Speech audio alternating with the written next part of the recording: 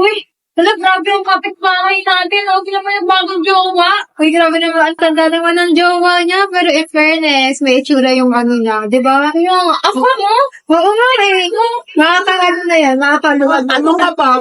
Mas paldo pa tayo sa apam. Bakit? Cash assistance. Saan? 10K. Patingin. Sa barangay court to, alas 6 ng umaga. Pero maaga. Ayoko niyan. Isend mo nga sa akin yan. Send mo sa akin. Isend ko kay Jenalyn. Sige man, Sabi sabi mo naman natin sa si inyo. Diego. Sige, sige. Sabay-sabay na ako. Sige, go. Doon na lang ba tayo magkita? Oo. Puntahan niyo sila para makakilos na. Sila Bye-bye. open nyo na lang. Ayan na, sige, bye-bye guys. Bye-bye. Binamigit lang sa Para na mag-asikaso na tayo.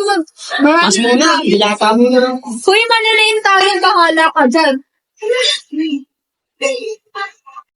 Uy, hala, tika mo to. Di ba ang cute niya? Oo. Okay.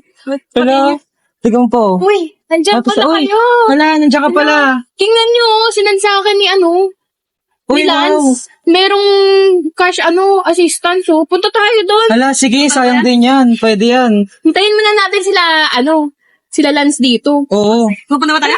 Oo, pupunta tayo. Sayang yan. 10K din yan. Sige, sige. Dahil taka sila ko yun, tatawagan ko nga. Di sumasagot eh. Tagal naman yan, te. Oh, nandiyan ka pala. Uy, nauna na si Lance. Lo, baka Oh. hinintay. Oo nga, nagulat na ako paglabas ko ng kwarto, wala na siya. Sige, tara. Tara na. Grabe, tara na. Tara na.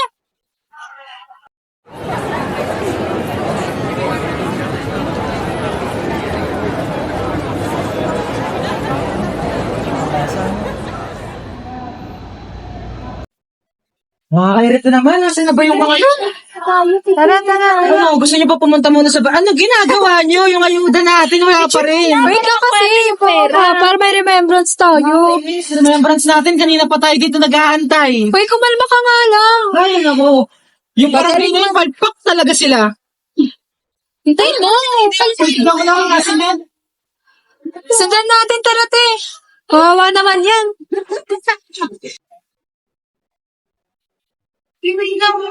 Kapang to.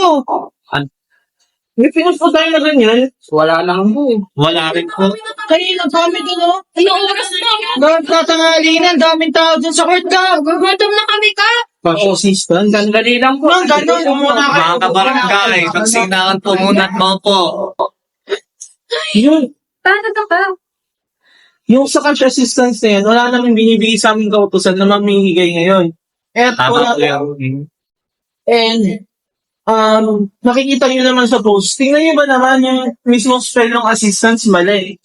And, anonymous yung nag-post. Pero ang dami kasi art na t-shirt. Parang totoo talaga. Hindi naman po lahat ng nababasa natin sa social media, ito to. Sana po, bago kayo pumunta sa court, nag-verify nyo muna kayo dito mismo sa barangay hall. Eh, di nasayang pa yung oras ninyo, di ba? Paano po gagawin natin ngayon yan? Ang tagal namin nagantay doon. Wala na po tayong magagawa dyan. Kaya sa susunod ho, i-verify nyo po muna yung mga nakikita ninyong post. Ang may papayo ko na lang, i-block ninyo at i-report Tama po. mismong page ng post na nakita ninyo. Pasensya na po kayo. Alam namin na sayang ang oras ninyo sa kapipila ng isang maling informasyon. Pero wala po talaga kaming natanggap na balita tungkol sa cash assistance na yan. So, ayun, dahil sa nangyari ngayon, sana matuto tayo na hindi lahat na nakikita natin sa internet. Kaya sinabi ni Kap, ay totoo.